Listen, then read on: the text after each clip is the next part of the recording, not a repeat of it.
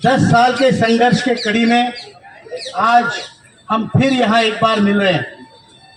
ये हमारे लिए कष्टदायक चीज है। ये हमारे लिए एक प्रकार से बहुत कष्ट करके यहाँ आने की ये घड़ी है, लेकिन उससे ज्यादा सरकार के लिए बेशर्मी की घड़ी है। 10 साल से वृद्ध लोग अगर सड़क पे उतर के नारे दे रहे और अपना हक मांग रहे, उसके बावजूद अगर सरकार इस तरफ ध्यान नहीं देती है तो ये बहुत गलत है और बहुत दुख की बात है, बहुत निंदा की बात है। हमें अपना हक लेने का अधिकार है और हम शांतिपूर्ण ढंग से कर रहे हैं, इसका मतलब ये नहीं। लेकिन हमने ये देश बनाया है और जो देश हमने बनाया उस देश का स्वरूप हम बिगाड़ना नहीं चाहते। हमारी पीढ़ी इस देश को बनाने में लगी थी और जो आजकल के बच्चे आप देख रहे हैं यहाँ पर आके जिस तरीके से उन्होंने आंदोलन किए, सरकार उनकी तरफ ज्यादा ध्यान देती है। ये अच्छी बात नहीं है। घर का बूढ़ा भूखा रहे और बच्चों को चॉकलेटों पे चॉकलेट, हॉर्लिक्स पे हॉर्लिक्स पिलाए जा रहे हो, बेकार हो जाएंगे। वो किसी काम के नहीं रहेंगे। अगर उन्होंने दुख नहीं झेले और उन्होंने अगर संघर्ष नहीं देखा, उन्होंने अगर धूप नहीं सही, बारिश नहीं सही, उन्होंने अगर कष्ट नहीं सहे जिंदगी में, तो वो असफल हो जाएंगे। जिन्होंने ये सब किया है और आज अपने आखिरी वक्त में एक रोटी मांग रहे हैं, अगर वो देने की आप में ताकत नहीं तो आपकी हुकूमत पे हम सवाल खड़ा करेंगे कि आप फिर किस काम के हैं। हमारा 10 साल का संघर्ष बुल्डाना में 7.5 सालों से लगातार क्रमिक अनशन चल रहा है, दिन रात। आएंगे वो लोग, उनमें से कई लोगों को मैंने बुलाया यहाँ पे, उनकी गाड़ी आएगी तो वो लोग भी आएंगे। आज हमारे आंदोलन को वैसे देखा जाए तो 12 साल हो रहे हैं। मैं ये कहना चाहता हूं कि 12 साल की तपश्चर्या के बाद महादेव प्रसन्न होते हैं। 12 साल अगर तपश्चर्या करो तो महादेव भी प्रसन्न होते हैं। हर हर महादेव। और 7.5 साल जो बुल्डाना के आंदोलन में हुए हैं, अरे 7.5 साल में तो शनि भी छोड़ देता है। बराबर है।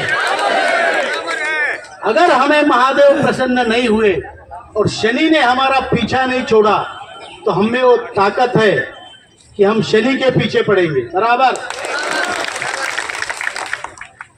ये कोई वल्गना नहीं है, लेकिन हम चाहते हैं कि जो घर हमने बनाया, जो घर हमने सजाया, उस घर की ईंट पे ईंट हमने रखी, उस घर को हम तोड़ेंगे नहीं,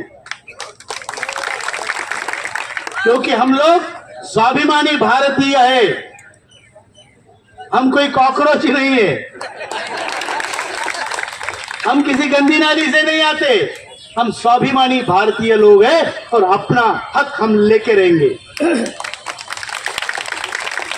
सरकार अगर हमारी माए बाप है तो अपने माए बाप से झगड़ने का और अपना हक वसूलने का हमें अधिकार है, और वो अधिकार हम लड़के लेंगे, छीन के लेंगे। और उसके लिए किसी को गाली देने की जरूरत नहीं है। आपका केवल यहाँ पे आना इटसेल्फ ये देश के लिए एक खेद की बात है कि बूढ़े लोग मैं देख रहा हूं जिनमें चलने की क्षमता नहीं है, जिनके पास पैसा नहीं है, दुख भरी जिंदगी है, धुतकार है, ऐसे लोग यहाँ पर आकर बैठते हैं। ये सरकार के लिए लज्जा का विषय है। मैं चाहूंगा कि आज का आंदोलन हम शांतिपूर्ण ढंग से करें। कारण है, इसका कारण यह नहीं कि हम किसी से डरते हैं वगैरह वगैरह। इसका कारण यह है कि हमने अपने आंदोलन की जो नोटिस सरकार को दी है वो स्टेप बाय स्टेप आंदोलनों की है। हम एकदम गाड़ी चलाते हुए चौथा गियर नहीं डालेंगे, बराबर। जब डालना है वो गियर तब बराबर डालेंगे। तो पहला गियर है, ये शांततापूर्ण आंदोलन होगा सरकार का ध्यान आकर्षण करने के लिए। अगर इसमें कुछ नहीं होता है तो हमने बोला है कि आने वाले समय में कुछ ही दिनों बाद सरकार का रुख देखते हुए, उनकी मंशा देखते हुए, वो हमारे लिए क्या कर रहे हैं उसका एक अनुमान लगाने के बाद हम पूरे भारत के ईपीएफ ऑफिस में ताले लगाएंगे। मंजूर है? मुंबई आंतरराष्ट्रीय विमानतळाला लोकनेते दिबा पाटील और वो ताले जब लगाएंगे तो हम बड़ी संख्या में जाएंगे अपने अपने ईपीएफओ के ऑफिस पर, महिलाओं के साथ, चाहे तो बच्चों के साथ, और अपनी गिरफ्तारियां देंगे। जो ईपीएफओ हमारा काम, हमारे पैसे उसके पास होने के बावजूद नहीं कर रहा है, उस ईपीएफओ के ऑफिसर्स की हमें जरूरत नहीं है। उसको ताले लगाएंगे और हम अपनी गिरफ्तारियां देंगे। अगर फिर भी हमारी बात नहीं मानी जाती तो फिर उसके बाद हम हर जिले में एमपी के घर के सामने, चाहे कितना भी बड़ा हो, अनशन करेंगे, आमरण। मंजूर है?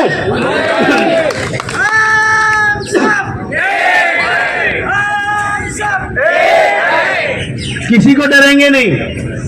तुम अपनी पेंशन बढ़ाते रहो, हमें मरने दो, ये बताएंगे उनको, बराबर। और ये आंदोलन अगर उस पर भी हमारा समाधान इन्होंने नहीं किया तो हम आखिरी में आत्मदाह की नोटिस भी दे चुके हैं। हमारी मांगे पूरी, हमारी मांगे पूरी। कमांडर साहब तुम आगे बढ़ो, हम तुम्हारे साथ हैं। कमांडर साहब तुम आगे बढ़ो, हम तुम्हारे साथ हैं। ज्येष्ठ भारत, श्रेष्ठ भारत। इसमें हमारा कोई सरकार को एम्बेरेस करने का कोई इरादा नहीं है, उनको नीचे दिखाने का इरादा नहीं है। अरे नम्र तो हम है, नम्रता पूर्वक मांग रहे हैं। लेकिन अगर हमारी आपने दीवार के पास हमें सटा के मारा तो बिल्ली भी नोचती है, हम भी नोचेंगे, बराबर। और ये जब हम करेंगे तो इसका मतलब सरकार को समझना चाहिए हमारी नोटिस के द्वारा कि लोगों के मन में कितनी उद्विग्न भावना है, लोगों की भावना कितनी तीव्र है, और इसीलिए सरकार ने हमारा काम करना चाहिए। मैं इस मंच से आज हाथ जोड़ के सरकार को दरख्वास्त करता हूं कि हमारी मांगे आप जल्दी से जल्दी पूरी करो, हमारा अंत मत देखो। जब हम मरेंगे तो हम अकेले नहीं, साथ में आपकी संस्कृति ले डूबेंगे, बराबर है। और हम पीछे हटने वाले नहीं है। जब हमारा काम आप नहीं करेंगे तो फिर हम भी देखेंगे जोर कितना बाजुए कातिल में है। सरफरोशी की तमन्ना अब हमारे दिल में, देखना है जोर कितना बाजुए कातिल में है। ये हम करने के लिए तैयार है। तैयार है? कमांडर साहब तुम आगे बढ़ो, हम तुम्हारे साथ हैं। साहब तुम आगे बढ़ो, हम तुम्हारे साथ हैं। हमने आज जानबूझ के ज्यादा लोगों को यहाँ पे नहीं बुलाया। कुछ दिन पहले दिल्ली की परिस्थिति खराब थी, हम लोग अपने लोगों को ज्यादा उसमें झुलसाना नहीं चाहते थे, इसलिए हमने केवल उत्तर भारत के लोगों को यहाँ पे बुलाया। फिर भी गुजरात, महाराष्ट्र के काफी लोग आए। सभी लोग जो यहाँ पे आए हैं उनका मैं बहुत बहुत धन्यवाद करता हूँ। और भी लोग आ रहे हैं, और आप सभी को ये शुभकामना देता हूं कि आप क्या हमारा जो मंशा, हमारी जो मंशा है, जो हमारा उद्देश्य है, वो जल्दी से जल्दी सफल हो जाए। सरकार को ईश्वर सद्बुद्धि दे और हमारा काम जल्दी से जल्दी हो जाए। जय हिंद, जय भारत।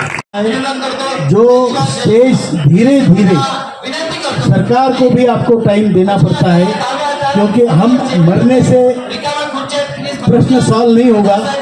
हम मरने से नहीं डरते, लेकिन हमने ये सरकार को नोटिस दी है। मैं आप सबको एक बार फिर दोहराता हूँ कि 5 तारीख को शांतिपूर्ण आंदोलन होगा।